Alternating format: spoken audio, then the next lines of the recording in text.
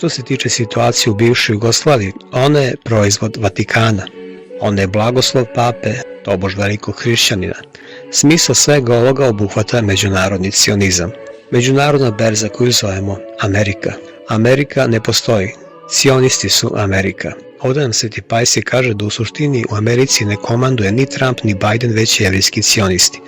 Dakle, nakon što prime satanske poruke, oni ih promovišu, prosleđuju Vatikanu. Onda ih pretvaraju u planove, a zatim se poziva Islam da ih sprovede u delo. Na ovaj način danas funkcionišu satanski nacrti.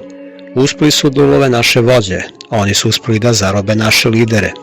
Naša jedina nada je Bog, a vi da živite hrišćanski. Odgovorno tvrdim, vidjet ćete to, nema puno vremena. Ovo što se sada pali na Balkanu, nastavit će se. To će biti polazna tačka kroz koju će Bog na svoj način osloboditi hrišćane i ponovo ih uzići na pravi nivo. I Vizantija će se ponovo roditi. Požar koji je izbio na Balkanu će se širiti. Sadašnje rukovodstvo SSSR-a će biti svrgnuto, a pravoslavni narodi Balkana će se sukobiti sa NATO-om na tlu Turske. Turska će nestati sa mapa. Svetom ne upravljaju ni Amerikanci, ni Jevreji, svetom upravlja Bog. Ovi vladaju samo u određenom periodu, jer Bog dopušta tako da bi vaspitao svoje izabrane. Jevreji koji su bili stari, pobožni Izraelj, obučavani su sedmostruko. I 70 godina su bili zarobljenici Haldejaca, to jest današnjih Persijanaca. Čim je ovaj kanon svršen, to jest pedagoško vreme obuke, oni su se povratili.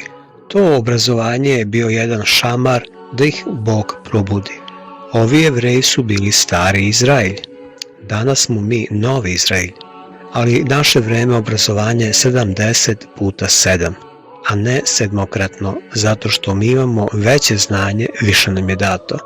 70 puta 7 je vreme našeg zatočeništva pod islamom, koje se sada upravo završava od 1453. i pada Carigrada. Ovo je bio Božji kanon zbog naših grehova. Slično se dogodilo i ruskom narodu. Pre 50 godina moj starac Josif i ja smo upoznali jednog ruskog monaha, starca, kako bi ga ukrepili zbog stradanja ruskog naroda i iskušenja vernika od komunista. Htjeli smo da ga ohrabrimo govoreći mu nekakve reči utehe. Ali on nam reče, nije to ništa, to je kanon koji će trajati 70 godina. Kako ti to znaš? A on odgovori. 1917. kad je prevladao komunizam, hrišćanstvo je bilo zabranjeno. Ako je ubio hrišćane, smatran je herojem. Hrišćani su se uspaničili, oni bogati su pobegli u Evropu. Ostali su otrčali u hramove u nadi da će Bog učiniti čudo da ih spase. U veliki hram svetih apostola ušlo oko 5000 hrišćana. Kada su ih boljševici našli, zapalili su hram. Jedan od hrišćana je preživeo, speo je da se popne visoko u kupolu, sedeo je kraj jednog prozora i tako je disao. On mi je ispričao da kada je došlo vreme kada su ljudi počeli da umiru, plakali su i vikali i tada se je pojavilo 12 apostola i reklo da im ne mogu pomoći jer Bog to ne dopušta, da je to kanon zbog naših grehova koji će trajati 70 godina. Tokom vremena koje je od tada proteklo, skoro sam zaboravio na njegove reči, ali kada je istočna papirna kula pala, to jest pad Berlinskog zida, onda sam se setio toga. Seo sam i prebrojao i vidio da je tačno 70 godina. Sada se i naš kanon od 70 puta 7 bliži kraju i povratit ćemo se. Tako će se duhovni zakon sprovoditi na mnogo načina. Bog će prvo prevaspitati velike neprijatelje pravoslavlja, a to je islam i katolicizam. Oni koji nemilosrdno udaraju na pravoslavlje sada će nestati. Pa i oni koji su uništili vizantijsku civilizaciju, nju nisu uništili Turci, već krstaši, Evropljani i katolici koji su dali pojačanje Turcima da razore Vizantiju. Njihove potomke, dakle, Bog će tamo sabrati i tamo će biti poklani. Vi koji ste mlađi vidjet ćete to, pošto ćete biti tada živi. Tada će se zbiti veliki sukob Armagedon. Jer ono što je sada započelo na Balkanu neće stati, misli na ratove 90-ih. Ono što sprečava da se to dogodi je podeljeno rusko rukovodstvo SSSR-a, a to ide u korist Amerikancima, ali će ih ruski narod zbaciti dok će hrišćanski narodi Balkana napredovati. Rusi će želeti da izađu na Mediteran, međutim to neće biti istinski povod za njihovo delovanje. Istina je da će Bog Rusa učiniti svojim oruđem. Silazeći oni će za nedelju dana ugasiti i uništiti turski plamen. A kad dođu prijatelji Turske da joj pomognu i spasu potomci krstaša, odnosno NATO, onda će to biti veliki sukob i bit će poklani. Kipar će dobiti šamar od Turaka jer je sada netaknut, ali će to biti privremeno. Turska će se ugasiti i neće postojati nijedne stranice u svetskoj istoriji koja će pamtiti postojanje ove proklete rase. Mnogo volim svoju otadžbinu i veoma mi je žao što se danas grčka deca stide da kažu da su Grci. Reč Jelin se ne povezuje sa rasizmom, reč Jelin je rasizam za sve osim za Jeline. Ali sada nismo Grci, sada smo Romeji, sada smo Vizantinci, sada smo bogočovečiji. Popeli smo se više, ali je šteta jer je danas đavo uspeo da preuzme vodstvo. Plačem za Grčkom jer ništa u njoj nije ostalo uspravno.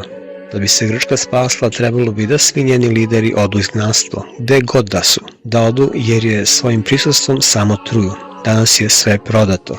Međunarodni sionizam je uspeo programima koje ovdje izvodi već 180 godina da svoje planove danas provedu u delo.